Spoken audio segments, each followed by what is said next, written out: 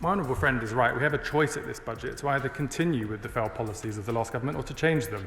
The British people will not be surprised that our decision is to change them. This budget chose to invest in our country as opposed to continue down the path of decline, and markets respond to that because that means that we will be borrowing money to pay for things like schools and hospitals and transport infrastructure. Or I understand that the employer national insurance contribution changes, which are for bigger businesses, you'll remember we've rehearsed this above, but 50% of businesses in the UK will either pay the same or less than they did before. Here's what you're about to discover. A Labour MP's claims about economic growth being directly contradicted by official OBR figures, their fumbling defense of national insurance hikes while businesses suffer, and the exact moment when prepared talking points collapse under scrutiny. I've isolated each evasive tactic with visual overlays showing exactly how politicians attempt to escape uncomfortable truths. By minute 3, you'll see how the MP tries to reframe care home and nursery funding questions, a classic example of topic switching that most viewers miss. Before we move on, I'd like to ask you a small favor. If you appreciate this content, please take a second to like this video and subscribe to the channel. Over 98% of you watch the videos without subscribing. It costs you nothing, but it makes a huge difference to us. So did you click the subscribe button? Great, thank you so much. Now, back to the video. When the Labour MP appeared on television that day, they arrived with a carefully rehearsed script. Confident and composed, they delivered their opening statement with practiced precision.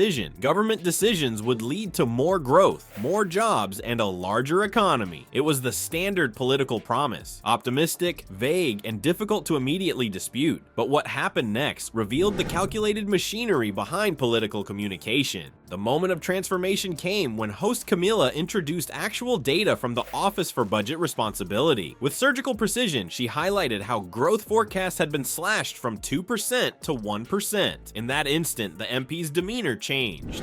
So in reverse order, Camilla, we've already put an additional £2 billion to subsidise childcare providers and nurseries. That's now £8 billion a year that we're spending to do so. It was your idea, I understand it, that 25% of your bonus was rated on getting approval from the statutory inquiry chairman, Sir Win Williams, reflecting on the fact that the cut in investment under the last government has led to this poor productivity in public services and a lack of growth in the economy. The confident spokesperson suddenly became defensive, their practiced smile slightly strained as they searched for a way to navigate around this inconvenient truth. What we witnessed next was a textbook example of the pivot technique in action. Rather than addressing the contradictory data head-on, the MP abruptly shifted the conversation to the 5-year period. This wasn't a random choice, but a deliberate tactic to broaden the time frame, effectively diluting the impact of the negative data. By expanding the scope of discussion, the MP attempted to create a shield against the immediate contradiction while appearing to engage with the question. The evasion playbook continued with a masterclass in selective statistics.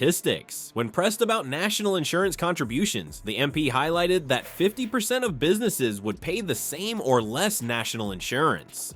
What's remarkable here isn't what was said, but what was strategically omitted, that 49% of businesses would face negative impacts from the increase. By presenting just one favorable slice of the data, the MP created an impression of overall policy success while obscuring the complete picture. Even more telling was the MP's response when Camilla raised specific concerns about tariffs on the car industry and Jaguar Land Rover's export challenges. That we can improve on behaviours of the past, but also to point more broadly to the way in which we do manage our current assets. And people only have to look at the state of our prisons, our hospitals, our schools. Because it seems to me the ability to pay for and access legal support is in itself an imbalance in power that could put many off from taking the steps that they should feel empowered to take. And we've been able to do that whilst protecting our promise not to increase taxes on working people in their pay slips or VAT on the things that they pay for in the shops. Rather than providing a substantive answer, the MP deployed the future promise deflection, stating that the Prime Minister would have more to say later in the week. This technique effectively postpones accountability by suggesting answers are coming, just not today. It's a political IOU that rarely gets paid in full. Perhaps most insidious was the false equivalence strategy employed when discussing care homes and nurseries.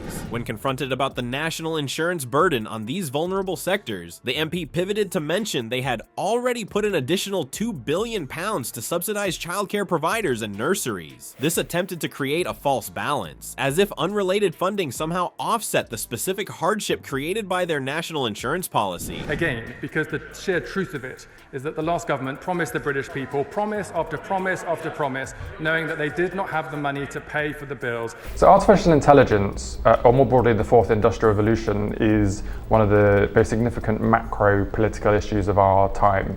And we're not debating it properly here. The economy, because of our decisions here in Westminster, will result in more growth, more jobs, and a larger economy. It's like telling someone complaining about a leaking roof that you've recently painted their kitchen. Technically true, but addressing an entirely different issue. The MP's performance reached its zenith with the audacious authority appeal tactic. When asked if businesses supported the government's approach, the MP confidently stated yes without providing a single piece of evidence. This assertion stands in stark contrast to data from recruitment firm Reed, representing 254 companies and 260,000 employees, which reported nearly half of their companies were cutting recruitment. The MP's baseless claim attempted to manufacture consensus where none existed, hoping the veneer of authority would be enough to carry the argument. Throughout this performance, host Camilla demonstrated what effective journalism looks like. Opposite, and at the budget on Wednesday, the Chancellor will set out how we are resetting public finances and fixing the foundation so that we can get on and deliver our manifesto.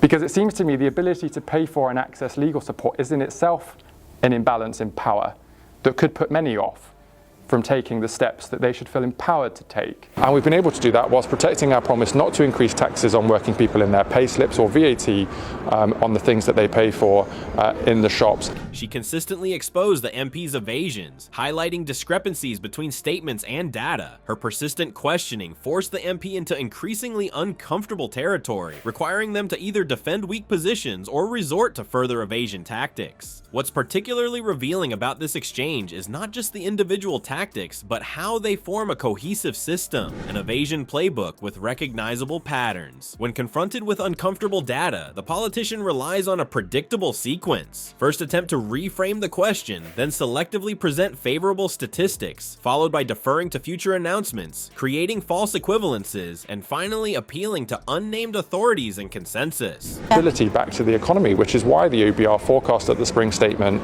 that the economy, because of our decisions here in Westminster, will result in more growth, more jobs, and a larger economy over the years ahead. And so whilst we're talking about a hydrogen economy or low carbon industrial clusters or electric vehicle production, It honours its promises.